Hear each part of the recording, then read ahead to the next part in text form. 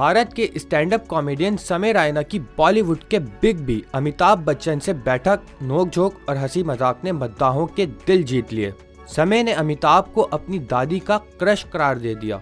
मशहूर reality show कौन बनेगा करोड़पति के 16वें सीजन की किस्त में भारत के मारूफ यूट्यूबर्स और कॉमेडियंस ने शिरकत की। शो में तन्मय भट्ट, समय रैना, भुवन बाम और कामिया जानी शरीक हुए। शो के दौरान कॉमेडियन समय रैना ने अमिताभ बच्चन को बताया कि मैं और मेरे पापा आपको बचपन से देखते आ रहे हैं। मेरी बस दादी ही है जो अपनी जवानी से देखती आ रही हैं। उनको आप बहुत पसंद हैं, मतलब क्रश हैं आप। इस पर अमिताभ बच्चन हाथ जोड़कर ज़ेरे लब मुस्कुरा दिए।